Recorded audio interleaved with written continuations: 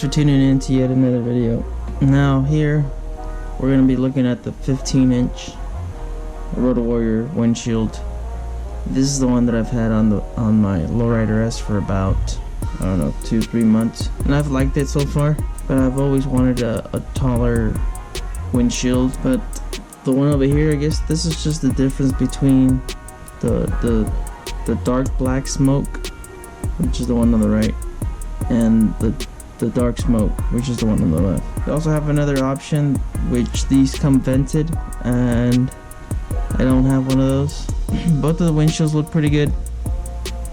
I am drawn a little bit more to the dark black smoke because of the Lowrider S is all blacked out. Even my signal lights are also blacked out. So we're gonna be riding around with the 15-inch for a little bit.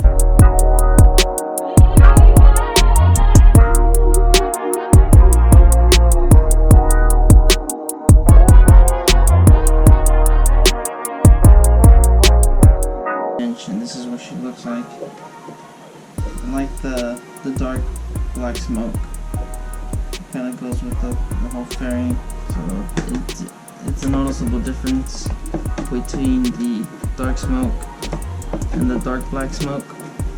So when you order a new windshield, they send you a new set of screws. That's nice of them. I still have the other ones from the old 11-inch windshield. So these are brand new ones. Might as well use them.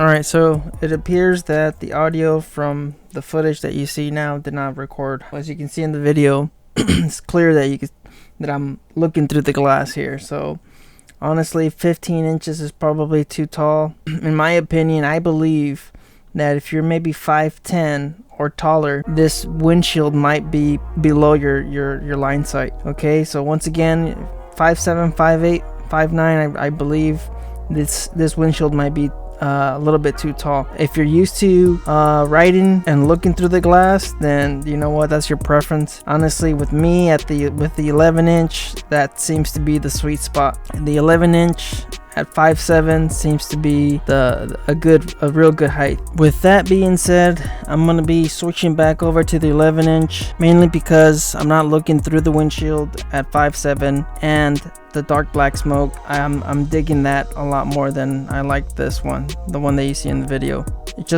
I believe it flows more with the bike.